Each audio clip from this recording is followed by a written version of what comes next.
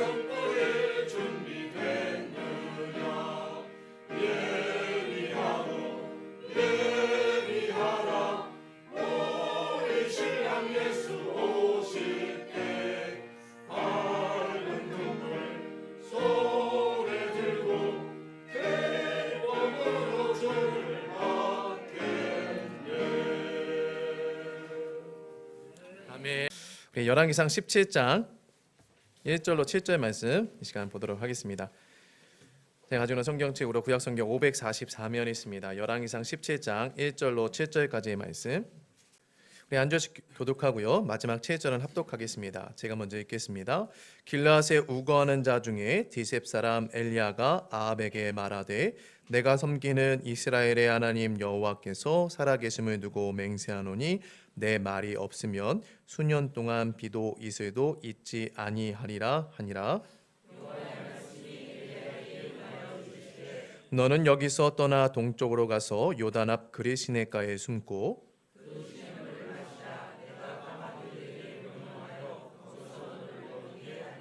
그가 여호와의 말씀과 같이 하여 곧 가서 요단 앞 그릿 시내가에 머물매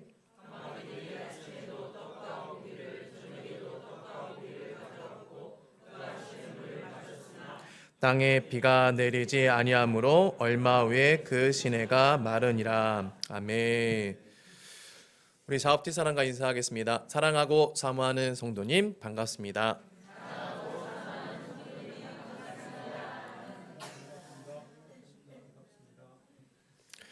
저는 인생 2회차 목회를 하는 목회자입니다. 인생 2회차라는 이 표현은 두 가지 경우에 요즘 쓰는 것 같은데요. 첫 번째 경우에는 나이가 어림에도 불구하고 인생의 지혜 또 어떤 노하우가 남다른 어떤 성숙한 면을 보일 때 인생 2회차 아니야? 라는 그런 말을 하기도 합니다. 두 번째 경우는 어떨 때 쓰냐면은 어떤 재난이라든지 질병이라든지 또 어떤 어려운 가운데 처해 있다가 극적인 어떠한 그 소생함을 누렸을 때 다시 회복을 다시 생명이 주어지는 그런 삶을 사는 사람을 향하여서 인생 2회차의 삶이다라고 얘기를 합니다.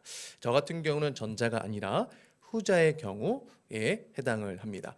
여러분들도 아시다시피 저는 수원에서 이 목회를 한번 했다가 개척교회 목회를 했다가 접고 다시 평택에서 시작을 하게 되는 하고 있는데요. 제가 수원에서 이 교회를 접으면서 많은 것을 깨달았는데 한 가지는 무엇이냐면 제가 너무 빨리 낙심을 했다라는 것을 깨달았습니다. 제가 이제 목회를 수원에서 개척 목회를 할 때 1월 달에 그때 코로나 터지기 전 그때 1월 달에 했는데 12월 달에 그 중국에서 이제 이상한 바이러스가 뭐 이렇게 돈다라는 그런 뉴스를 제가 들었거든요.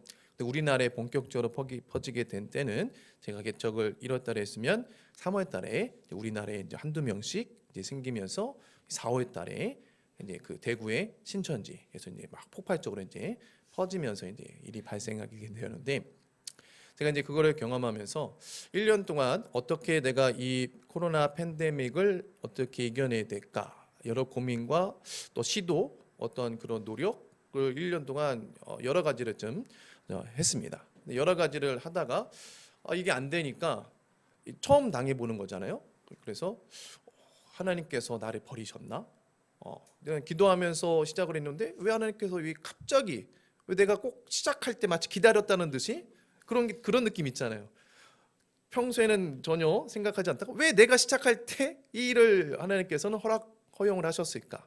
하나님께 나는 기억된 존재가 아니라 잊어버린 바 된 존재인가? 라는 그런 생각을 하면서 낙심이 크게 되더라고요. 그러면서 이제 1년 4개월쯤 되었을 때 이제 그 지원해주는 이제 교회에서는 이제 끝날 때가 됐다라는 그런 얘기도 듣고 그래서 이제 이 교회를 이제 더 이상 운영할 수 없겠구나. 이거를 어떻게 또 넘기고 또 어떻게 보증금을 챙겨서 어디에서 또 시작을 해야 될까? 막 어떤 그런 생각들을 많이 하고 있는 그 찰나에 무슨 얘기를 들었냐면 제 친구가 그 용인에서 부목사로 사역을 하고 있었는데 그 친구가 무슨 얘기를 하냐면 한찬아 우리 교회 그 목사님 그분 있지? 그분 수원에서 개척하신대 라는 얘기를 딱 들었어요. 근데 제가 그 얘기를 하는 순간 바로 뭐라고 얘기했냐면, 야, 그분 제정신이냐? 막 이렇게 얘기를 했습니다. 왜냐하면 그 코로나가 터지고 2년째 되는 그 해, 1년 4개월째 되는 해에 아직도 그 코로나가 이렇게 창궐한 그때였기 때문에 이분은 무슨 생각으로 지금 개척을 하려고 하시나라는 생각이 들었습니다. 왜냐하면 저는 그때만 해도 저는 그래도 이제 지원을 받고 이제 개척을 하는 상황이었고, 그분은 지원금이 없는 상태로 아버지가 이제 부모님이 물려주신 그 재산이 좀 있긴 있었어요. 빌라 한 채를, 본인이 사는 집은 따로 있었고 빌라 한 채가 이제 있었는데, 이제 그걸 담보로 마이너스 통장 만들었는데 하여튼간에 그게 있었거든요. 그래서 이제 대출을 받아서 이제 그 교회를 꾸미고 이제 개척을 이제 하시겠다라는 그런 뜻을 품고 하시는 분이었습니다. 그래도 지금은 시기가 아니다라고 저는 이제 생각을 했고, 많은 사람들이 지금은 시기가 아니다라고 많은 사람들이 생각하던 때가 바로 그때였습니다.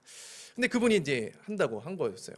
근데 이제 친구가 이제 그런 얘기를 하다가 저한테, 야, 그 친구가 너가 이제 수원에서 이 코로나 시기 때 목회했다는 얘기를 내가 해서 알고 있는데, 그분이 너 한번 만나보고 싶다는데 만나줄 수 있니? 그래서 그때 뭐 시간이 뭐 여유로우니까 그래 한번 만나보지. 그래서 이제 무슨 생각을 가지고 그분은 하고 개척을 하려고 하나 그것도 궁금하고 해서 이제 만났는데, 이런저런 얘기를 하다가 제가, 목사님, 지금이라도 늦지 않았으니까 코로나가 잠잠해지고 나서 개척교회를 하시는 게 어떠신가요? 라고 제가 조심스럽게 이렇게 말씀을 드렸습니다. 그랬더니 그 목사님이 하시는 말이, 목사님, 저는 지금이 가장 좋은 적기라고 생각을 합니다. 왜냐하면 이 코로나 오래 가지 않거든요. 코로나가 곧 있으면 곧 끝날 텐데 사람들이 그때 가서 이 교회로 밀려올 것이라 저는 생각을 합니다. 왜냐하면 이 코로나라는 이런 그 재난, 어떤 재앙의 상황 가운데 심령이 많이 이제 가난해지는 그런 작업을 하나님이 하실 것인데, 그때 가서 개척을 하면 오는 사람들을 맞이할 수 없어요. 미리 내가 선점을 해야 그때 오는 사람들을 맞이할 수 있다라고 저는 생각하기 때문에 지금이 개척하기에 가장 좋은 적기입니다 라고 그 말씀을 하시더라고요.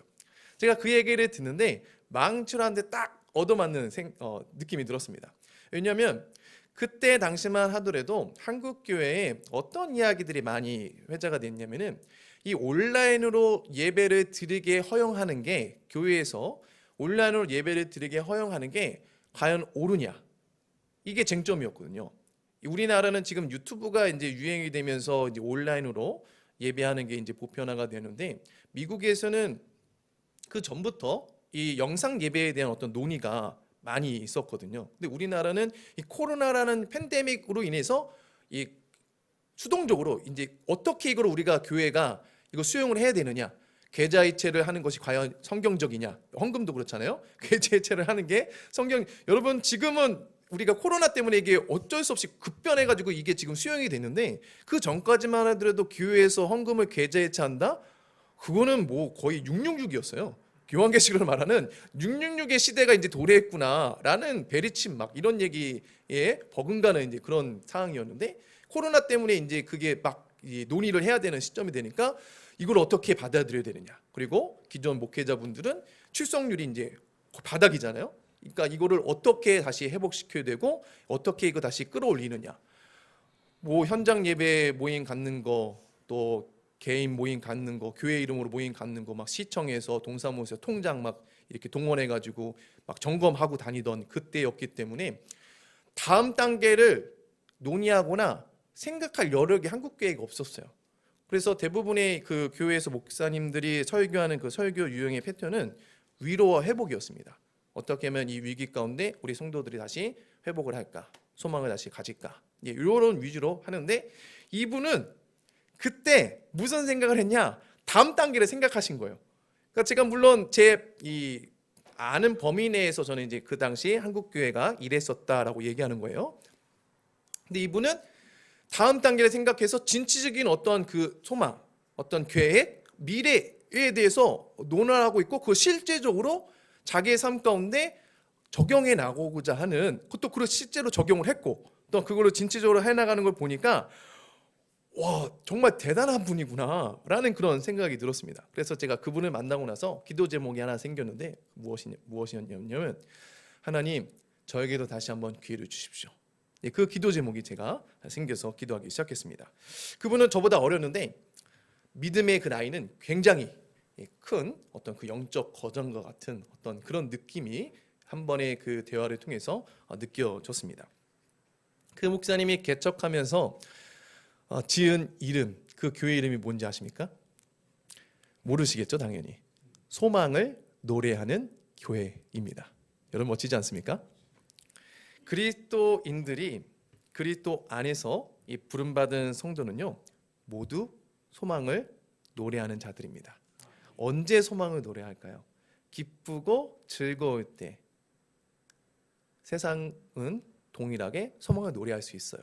그런데 성도는요, 언제 소망을 노래할 수 있냐? 어둡고 길이 막히고 걸림돌로 인해서 넘어지는 상황 가운데서 성도는 소망을 노래할 수 있는 존재다라고 성경은 말씀해 준다라는 것이죠. 하나님은요, 성도로 하여금 미래와 소망을 주시는 분이십니다.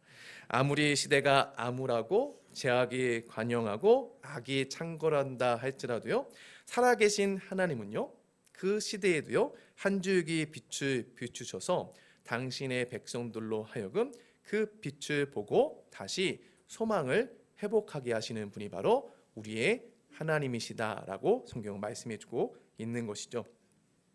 오늘 본문에 보면 이 소망을 주시는 살아계신 하나님에 대해서 우리에게 말씀해주고 있는데요. 오늘 본문 1절에 보면은 이렇게 말씀합니다. 우리 한번 1절 읽어보겠습니다. 시작.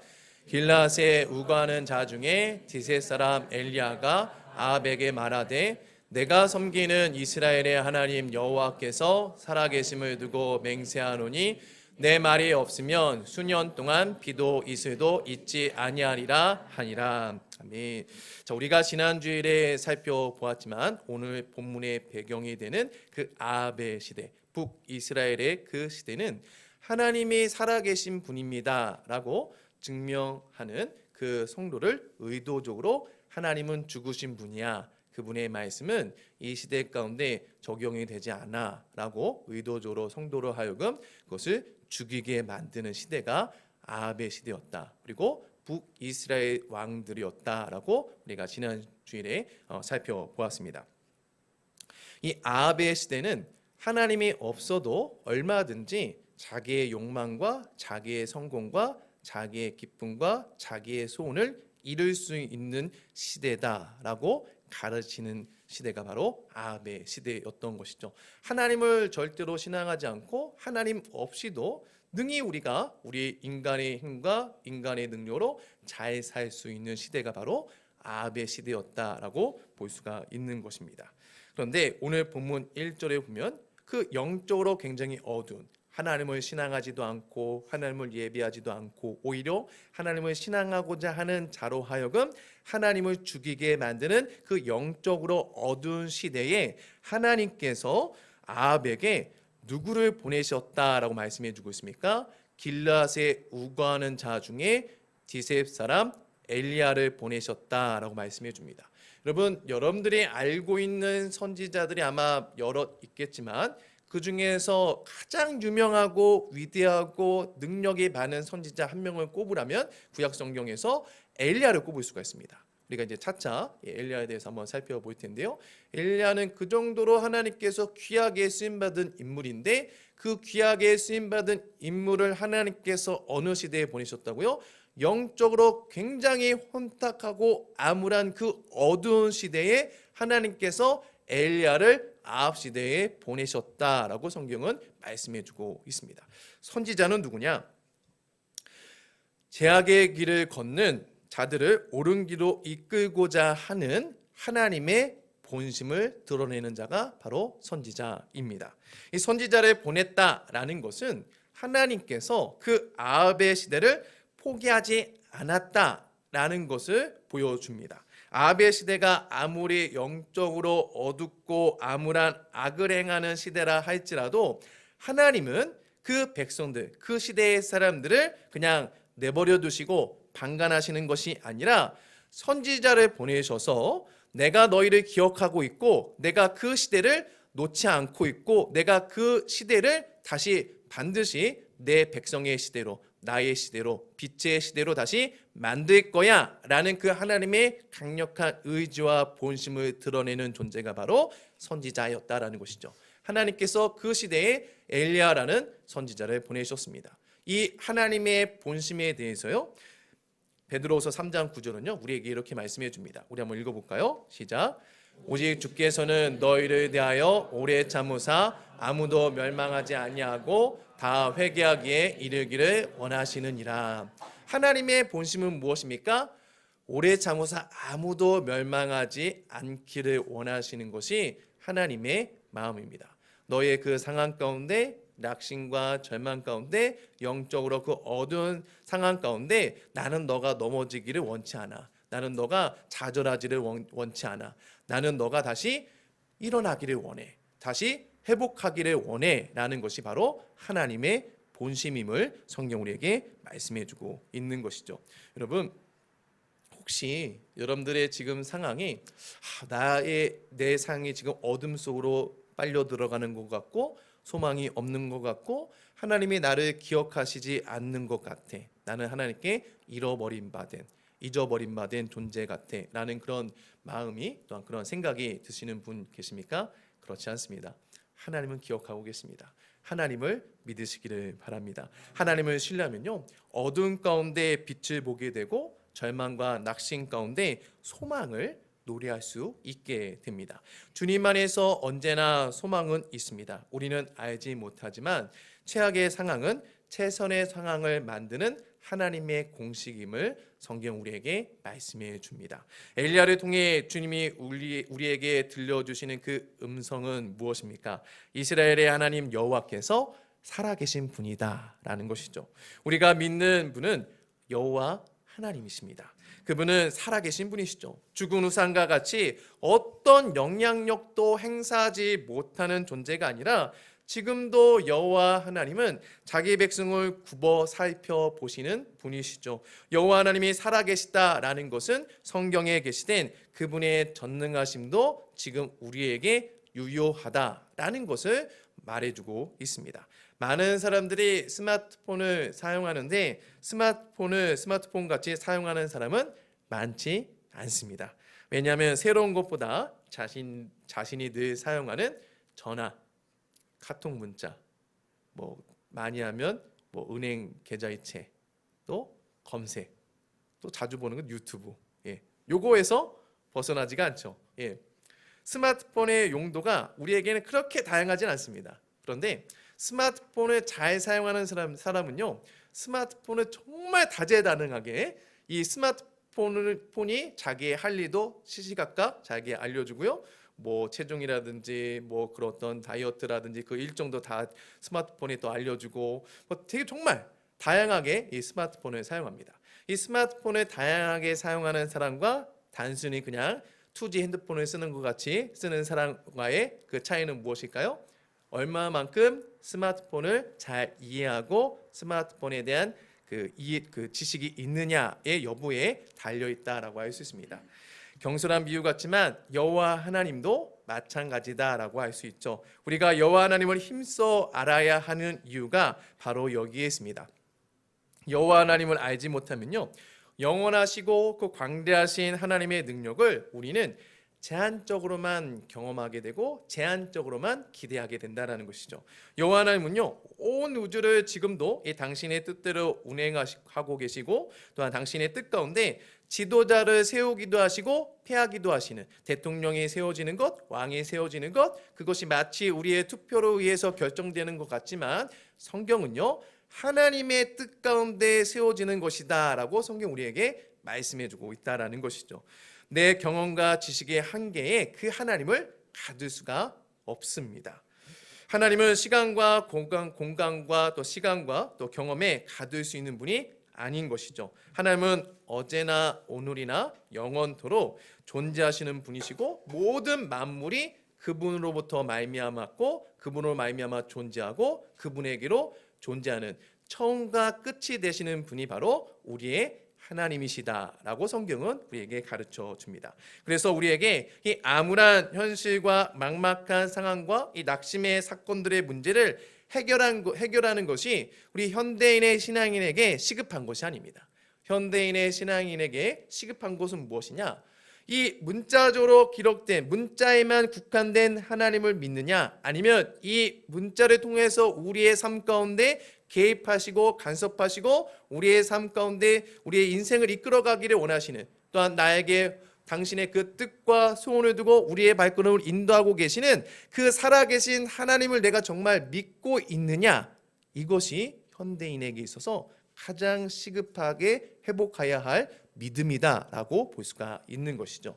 그러면 우리가 알아야 할 그 살아계신 하나님은 어떤 분일까요? 오늘 본문에 보면요, 엘리야가 믿는 살아계신 여호와 하나님에 대해서 그는 이렇게 선포합니다. 오늘 본문에 보면은 내 말이 없으면, 빨간 글씨에 보면 내 말이 없으면 수년 동안 비도 이슬도 있지 아니한다라고 말하고 있습니다. 여기서 말하는 내 말이 없으면 하는 이 말은 엘리야의 말을 말하지 않습니다. 왜냐하면 선지자는 하나님의 말씀을 대언하는 자이기 때문에 엘리야가 지금 내 말이 없으면이라고 말한 그 속내는 무엇이냐? 여호와의 말씀이 없으면 수년 동안 비도 이슬도 있지 않을 것이다 라고 우리에게 말씀해주고 있는 것이죠. 여러분, 비와 이슬은 어떻게 생깁니까? 어떻게 내립니까? 기압차나 어떤 수증기의 발생으로 인하여서 자연적인 현상으로 비가 내립니다. 또 그 당시 사람들은 바알이라는 존재가 비를 내린다라고 생각을 했는데요, 굳이 하나님께서 엘리야를 통해서 왜 비와 이슬이 있지 않겠다라고 하신 이유가 바로 여기에 있습니다. 그 당시 사람들은요, 이 자연적인 현상을 해석할 수 있는 방법이 없었습니다. 그러다 보니까 그런 자연의 어떠한 그 특정한 현상들을 무엇으로 형상화했냐? 우상으로 형상화했습니다. 그래서 그 우상을 통하여서 자연의 현상을 우리가 다스렸으면 좋겠다라는 그 염원을 그들은 가지고, 그 당시 사람들은 가지고 있었는데요, 그 당시 사람들에게 이 가나안 지경에 있었던 그 문화권에 있었던 사람들은 이 비를 내리는 신을 누구라고 생각했냐면은 바알이라는 존재로 생각을 했습니다. 그리고 이 바알은 이 전쟁의 승리를 주는 신으로도 그들은 생각을 했는데요, 그 자료에 보면은 이렇게 잘 보이시진 않죠? 지금 이렇게 돌로 되어 있기 때문에 한 손에는 이 창을 들고 있어요. 위쪽으로는 창을 들고 있고, 한 손에는 뭘 들고 있냐? 번개, 기후를 관장하는 신이다 해가지고 이렇게 그 당시 사람들은 이 바알 신을 믿었는데요, 그러니까 비신입니다. 비를 내리는 신이라 해가지고 그 당시 가나안 지경의 그 기후는 이른 비와 늦은 비가 내려야 그 땅에 이제 파종도 하고 소출을 잘 얻을 수 있다라고 하는 그런 자연 기후였기 때문에 바알을 잘 섬기면 우리에게 풍성한 소출을 얻을 수가 있어라고 그들은 그 세계관을 가지고 있었습니다. 그 세상을 바라보는 그들의 어떤 그 눈은, 그 창은 바알을 통해서 우리는 풍성한 소출을 누릴 수가 있어. 그리고 아세라라는 신을 통해서는 우리는 이 다산의 은혜를 누릴 수가 있어라고 하는 그런 이 관념이 그들에게 있었던 것이죠. 그런데 당시 사람들에게 이 엘리야가 내 말이 없으면, 즉 여호와 하나님의 말씀이 없으면 비와 이슬이 없을 거야 라고 하는 이 선포는요, 굉장히 충격적인 얘기였던 것입니다. 도발적인 말이었던 것이죠. 왜냐하면 바알이 여호와 하나님의 말씀에 이 좌지우지되는 열등한 신이다 라고 지금 엘리야는 이 말씀을 선포함으로 인하여 그들에게 말해주고 있는 것이기 때문에 그렇습니다. 게다가 여호와 하나님의 말씀이 없으면 비와 이슬이 내리지 않는다라는 말은요, 이 여호와 하나님이 비와 이슬만 통제할 뿐만 아니라 그 하나님은 말씀으로 다른 것도 통제할 수 있는 분이다라는 것을 전제하고 있기 때문에 그렇습니다. 그 당시 사람들은 우리 옛날에 그 무속 신앙에 보면은 부뚜막에 또 신이 따로 있고 장독대에 따로 신이 따로 있지 않습니까? 장독대 이 잘못하면 구더기가 생기면 그 장 다 망가지니까 그것을 또 지켜주는 장독대 신이 따로 있잖아요. 그러니까 그 특화된 신이 따로 있다. 그 지역에 특화된 신이 따로 있다라고 생각을 했는데 여호와 하나님은 말씀만으로도 그 모든 것들을 통제하시는 분이다라고 지금 엘리야가 말하고 있기 때문에 그 당시 사람들은 굉장히 충격으로 다가왔다라는 것이죠. 그런데 성경은 그것에 대해서 우리에게 말씀을 준다라는 것이죠. 창세기 1장에 보면은 이 천지 창조를 누가 하셨냐? 여호와 하나님께서 말씀으로 하셨다. 6일 동안 말씀으로 창조하셨다라고 성경 말씀해 줍니다. 빛이 있으라 하심에 빛이 있었고 궁창이 있으라 하심에 궁창이 있었고 땅이 드러나라 하심에 땅이 드러나게 되었고 땅을 향하여서 씨 가진 열매 맺는 채소와 과실수를 내라 했을 때 성경이 땅이 그 하나님의 말씀에 순종하여서 씨 가진 열매 맺는 채소와 과실수를 내었다라고 성경은 말씀해 주고 있는 것이죠. 하나님께서는 우리가 믿는 하나님께서는 말씀만으로 이 세상 만물을 창조하셨다라고 말씀해 주고 있습니다. 그래서 히브리서 1장 3절은요. 그 하나님의 능력에 대해서 이렇게 말씀해 줍니다. 우리 한번 읽어볼까요? 시작. 그의 능력의 말씀으로 만물을 붙드시며. 이 만물을 누가 붙들고 있습니까? 하나님께서 당신의 말씀으로 만물을 붙들고 있다라고 성경은 우리에게 증언해 줍니다. 또한 시편 33편 6절로 9절은요 이렇게 말씀해 줍니다. 우리 한번 읽어볼까요? 시작.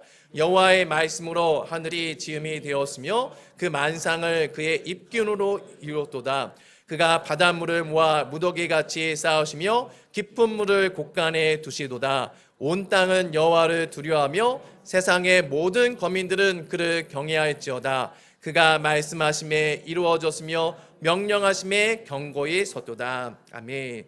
살아계신 하나님께서 어제나 오늘이나 영원토록 온 우주 만물을 다스리고 계십니다. 그분의 말씀이면요 거친 바다도요 잠잠해지고요. 그분의 말씀이면요 홍해도 갈라지고요. 그분의 말씀이면요 요단강물도 흐르던 요단강물도 거꾸로 거슬러 올라가 담으로 쌓게 되는 역사가 일어나기도 하고요. 또 그분의 말씀이면요 해 그림자가 10도가 나아간 것을 다시 10도 뒤로 물리기도 하시는 분이 바로 우리가 믿는 여호와 하나님이다라고 성경 우리에게 말씀해주고 있습니다. 그러니 여러분 이 살아계신 여호와 하나님의 말씀에 순종하면 어떤 역사가 일어날까요?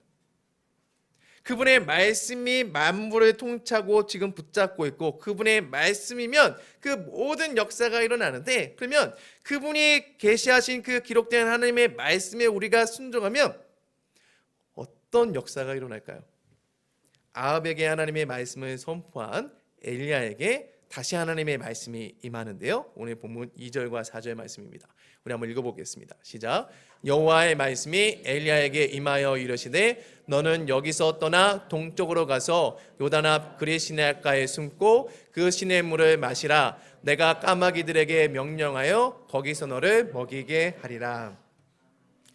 여러분 이게 믿어지십니까? 할렐루야. 은혜입니다. 여러분 이성적으로 생각하면 이건 믿어지지가 않습니다. 여러분 까마귀는 부정한 동물입니다. 죽은 시체를 쪼아먹는 부정한 동물이죠. 그리고 조류가 먹는 음식과 인간이 먹는 음식은 다르죠.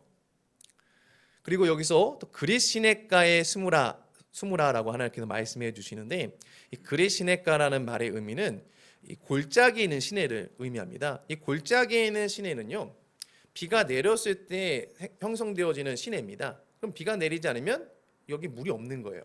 그럼 하나님께서 분명히 엘리야를 통하여서 1절에 이제 비가 또 이슬이 맺히지 않는다라고 했으면은 하나님께서 이 아합을 피해서 엘리야를 숨기시면은 어디를 숨기셔야 되냐? 수원지, 물의 근원이 있는 곳으로 숨기셔야 되지 않습니까? 그런데 하나님은 거기에 숨기시지 않아요. 그리고 레위기에 보면은 이 까마귀는요 부정한 동물입니다. 그래서 가까이 하면 안 되고 잡아먹어서도 안 됩니다. 그러면 엘리야가 하나님께서 이런 말씀을 자기에게 임하게 하셨을 때 분명히 질문을 했어야 됩니다. 하나님, 당신께서 분명히 레위기에 이 까마귀는 부정한 동물이라고 하시는데 어떻게 그 부정한 동물이 당신의 일을 이루는 그런 도구로 쓰일 수가 있습니까? 그리고 그 부정한 동물이 가져다주는 음식을 거룩한 당신의 백성인 내가 먹게 되면 부정해지는데 내가 그것을 어떻게 먹을 수 있습니까?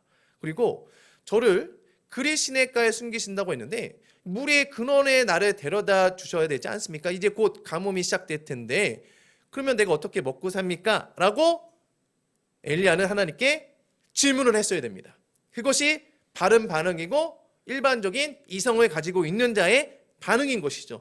그런데 엘리야는 여기에 전혀 질문을 달지 않습니다. 토를 달지 않습니다. 오히려 그 하나님의 말씀에 순종하죠. 오늘 본문 5절과 7절 말씀인데요. 우리 한번 읽어보겠습니다. 시작. 그가 여호와의 말씀과 같이 하여 곧 가서 요단 앞 그리 시냇가에 머물매 아침에도 떡과 고기를 저녁에도 떡과 고기를 가져왔고 그가 시냇물을 마셨으나 땅에 비가 내리지 아니하므로 얼마 후에 그 시내가 마르니라. 자, 엘리야가 어떻게 했습니까? 여호와의 말씀과 같이 하여 자기에게 임한 그 여호와의 말씀과 같이 했을 때 까마귀가 아침과 저녁에 먹을 것을 갖다 주었고 또한 그리 시냇가에서 물을 마시다가 하나님의 말씀대로 물이 시내가 마르게 되었다라고 성경은 말씀해 줍니다. 여러분, 하나님의 말씀에 순종하게 되면요, 우리가 상상할 수 없는 방법으로 하나님은 일하십니다. 그것이 증거가요, 까마귀입니다. 까마귀는 부정한 동물이기 때문에 거룩한 하나님의 일하심에 쓰임받으면 안 되는 그런 피조물입니다. 그것이 우리가 가지고 있는 세계관이고 우리가 가지고 있는 상식이고 우리가 가지고 있는 지식입니다. 이런 식으로 하나님은 일하시면 안 돼. 주님은 이런 식으로는 일하실 수 없을 거야 라는 우리만의 까마귀가 있습니다. 그런데 하나님은 우리가 제안하고 있는 그 사고로 제안하고 있는 이성으로 제안하고 있는 그 까마귀들을 통해서도 하나님은 나는 거기에 구애받지 않는 존재야.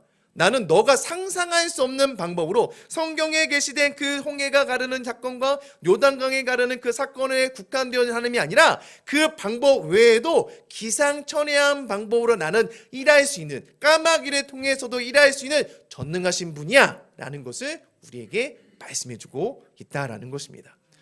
제가 주중에 평택 여중 사거리에서 이 전도를 하는데요, 많은 분들이 지금 이 시대에는 전도가 되지 않는 시대다라고 말을 합니다. 맞는 말이죠. 전도가 안 됩니다. 제가 현장에 나가서 이 전도지를 나눠주고, 이 전도지를 나눠주는 이유는 구호 물품을 나눠주는 게 아니잖아요.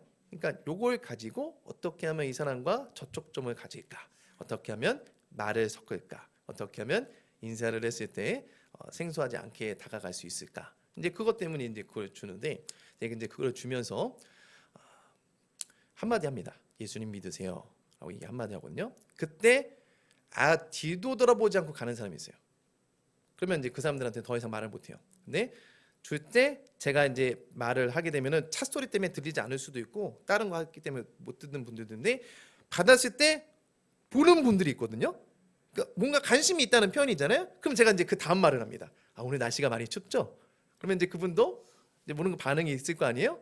이제 그 반응을 또 하세요. 그러면 제가 이제 또 다른 또 접촉점을 가지고 오늘 그 날씨가 추우니까 패딩 입고 오셨나 본데 패딩이 되게 멋져 보여요. 굉장히 좋아 보이네요. 그러면서 이제 칭찬하면서 말을 이어가다가 혹시 예수님에 대해서 들어보셨나요? 그러면 뒤도 안 들어보고 또 도망갑니다. 왜냐하면 그분들에게 있어서 이 예수님에 대해서 들어보셨습니까? 이 말은 뭐와 같냐면 도를 아십니까? 이 말이랑 똑같거든요.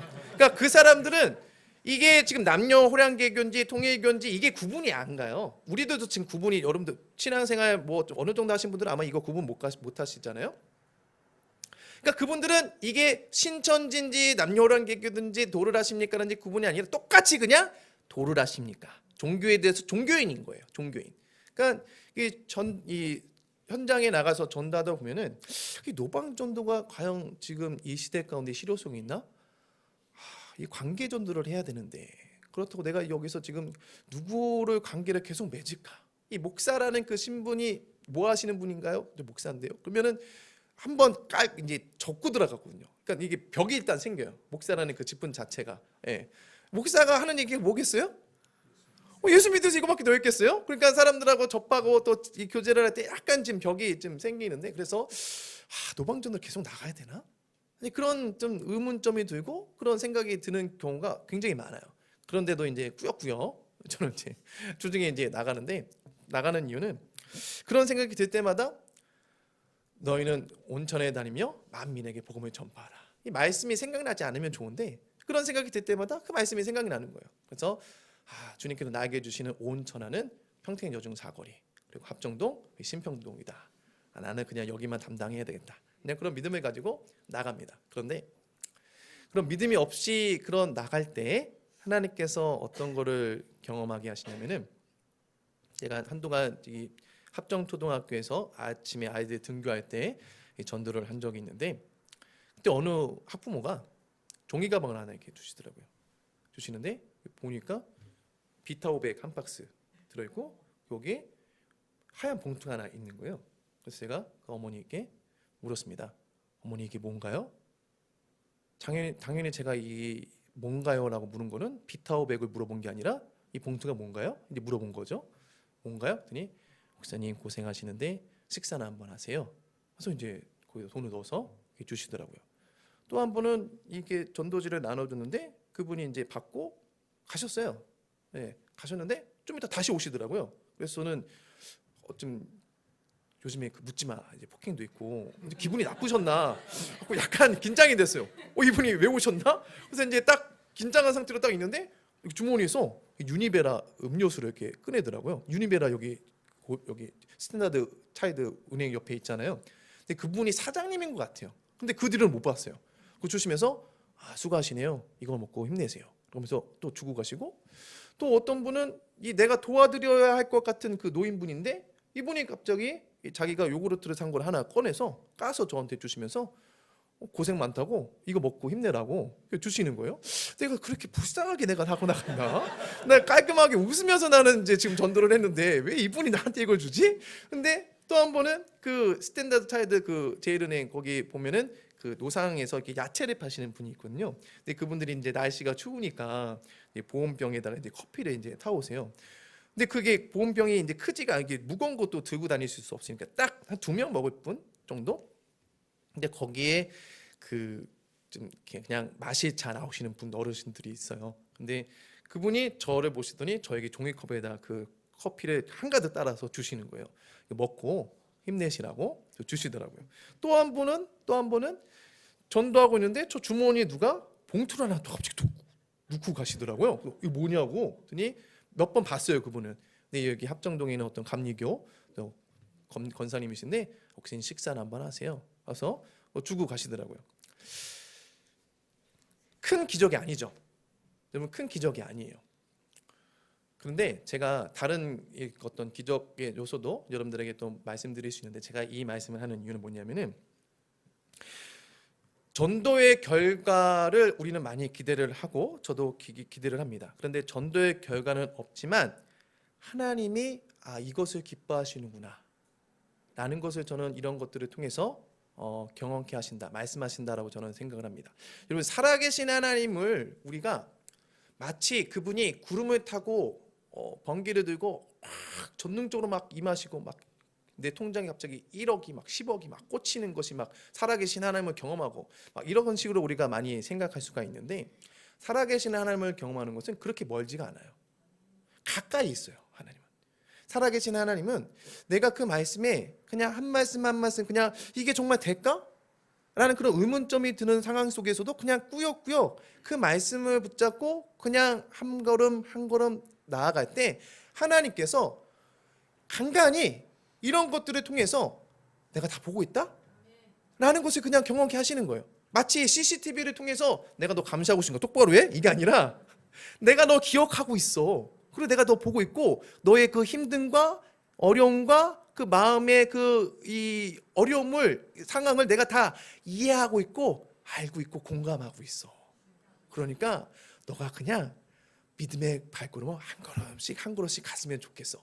너는 나에게 잊혀진 존재가 아니라 너는 나에게 기억된 존재야. 너는 나에게 양자된 존재야 라고 하나님께서 이런 것들을 통해서 말씀해 주고 있는 것이죠. 이것이 꼭 갑자기 나타나는 그런 존재들을 통해서 우리에게 말씀하시는 것이 아니라 우리 옆에 있는 존재들을 통해서도 하나님께서 이렇게 우리에게 말씀하기도 한다라는 것입니다. 일상의 살아계신 하나님이 우리와 함께 계십니다. 바라기는 이 하나님께서 결국엔 우리를 이끄시는 바가 무엇이냐? 살아계신 하나님을 경험케 하심으로 인하여서 우리에게 이끄시는 바가 무엇이냐? 너는 절망을 노래하는 자가 아니라 소망을 노래하는 자야 라는 것을 종착점으로 이끄시는 분이 바로 우리의 하나님이다 라는 것이죠. 바라기는 이 하나님을 믿으심으로 이번 한 주간도 믿음으로 승리하는 저와 여러분이 되기를 주님의 이름으로 축원합니다.